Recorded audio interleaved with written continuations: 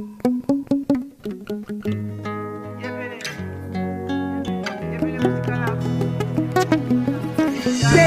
viens, on m'accueille bien. Jusqu'à le jour de mon accouchement aussi, j'ai eu des chances de rencontrer. Quand vous allez payer à la caisse, tout va bien? Oui, tout va bien. Pharmacie. Là-bas, souvent, il y a problème de monnaie. Il y a problème de monnaie. Oui. D'accord, quand vous amenez 5 000, il n'y a pas souvent de monnaie. Voilà. Et comment ça se passe? On est obligé d'aller chercher.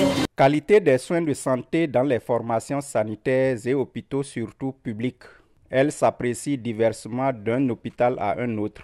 En général, les usagers s'en font une mauvaise idée et les fuient presque. L'ONG Ola Africa, grâce à son partenaire financier, la coopération suisse, à travers son bras opérationnel GEFA Group Consulting, veut réconcilier bénéficiaires et prestataires de services dans les hôpitaux de Parakou. Cette réconciliation à travers le projet d'intégration de la redevabilité dans le fonctionnement des centres de santé et hôpitaux de Parakou Pirch adopte la méthodologie de la carte communautaire de performance. Cet outil demande que nous fassions une mammographie, une étude au niveau de votre hôpital, ce qui a été fait depuis décembre jusqu'à hier. Et la deuxième étape, c'est de venir vers vous et vous énumérer tout ce qu'on a eu comme proposition à votre endroit. La parole est donnée aux usagers des hôpitaux. Le jour que ma grand-sœur vient accoucher, on est venu ici là. C'est seulement, c'est à l'hôpital on a dit, à moi il n'y a pas l'eau. C'est jusqu'à quelque part ils ont trouvé l'eau pour nous amener à 4 heures comme ça. Décembre passé, on date, c'est déjà divi.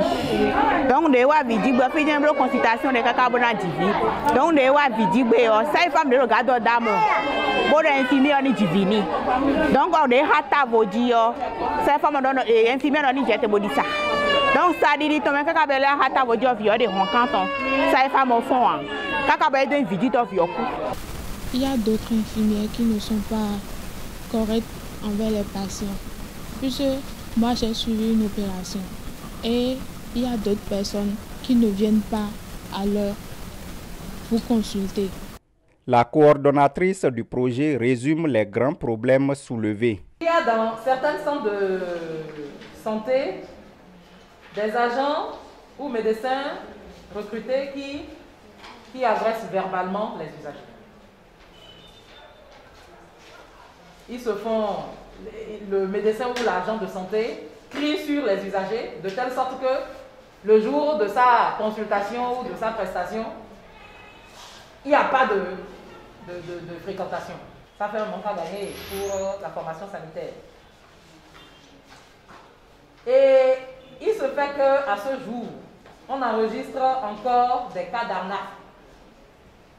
et de surfacturation sur les ordonnances tendues par les usagers à la caisse et à la pharmacie.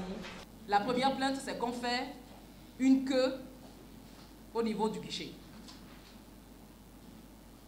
La population demande qu'est-ce que vous prévoyez faire pour ça, parce que quand on est souffrant et quand on n'a pas de garde malade, si c'est soi-même qui devons aller faire la queue, c'est vraiment fatigant. La deuxième chose, ils ont dit que quand on prend rendez-vous, on paye pour rencontrer un professeur, on arrive en salle de consultation, on est peut-être là à 7 heures, mais c'est à 11 heures que le professeur se pointe. Ils ont dit ça, c'est les meilleurs des cas, ça. Que les pires des cas, c'est qu'on vous dit que le professeur ne pourra pas être là, qu'il est à d'autres fronts et que vous devriez revenir pour un autre rendez-vous. Au niveau des salles d'hospitalisation, nos patients se sont plaints de l'entretien. De l'entretien au niveau des salles d'hospitalisation. Les responsables des centres de santé s'engagent à résoudre les problèmes. Nos points à améliorer, c'est déjà de doter la caisse des jetons de monnaie, surtout au début de la garde. C'est que on doit mettre ça en œuvre. Ça va prendre effet, je vous le promets. On a l'eau, seulement qu'entre-temps, les gens ont pris par ici pour voler nos pompes. On doit avoir 3 au total. Quand ils ont arraché 2, c'est un seul qui est fonctionnel. On leur indique est-ce qu'elles arrivent à retrouver et quand elles reviennent, elles-mêmes ne signalent plus qu'elles n'ont pas eu d'eau. Donc on va corriger ça. D'autres préfèrent aller derrière les toilettes, tout autour de nos bâtiments déféquer, faire des urines. Alors que nous avons déposé même des dispositifs pour se laver les mains, pour prendre de l'eau et aller dans les toilettes. Mais compte tenu de la foule, nous n'arrivons pas à maîtriser ces usagers. Donc nous sommes en train de prendre alors des dispositions pour que au moins nos collaboratrices, les aides, puissent nous aider et porter main forte pour pouvoir cadrer un peu ces usagers. Les problèmes de courtoisie et de l'absence des agents au poste, c'est bien cela. Voilà, donc ces problèmes sont réglés, sont en cours d'être réglés au cours de cette année. Donc d'ici février au plus grand tard, il n'y aura plus de problème lié à cela. Cet engagement des responsables des formations sanitaires va contribuer à rehausser l'image de marque des hôpitaux publics. Tout n'y est pas mauvais. Elles sont efficaces, ce qui est sûr. Moi, personnellement, au moment où je suis venue ici pour ma première fois, elles m'ont bien accueillie et ils ont fait ce que le docteur les a demandé, à ce qu'elles fassent des prélèvements au moment. Elles nous ont accueillis bien, nous ont fait les prélèvements. Après, les résultats sont sortis, elles nous ont appelés pour qu'on vienne chercher nos résultats. Et mis à part ça, elles s'occupent bien de nos enfants. Et tout ce qu'elles nous demandent, il faut qu'on vienne à l'heure pour qu'elles puissent bien faire leur boulot et nous libèrent à temps.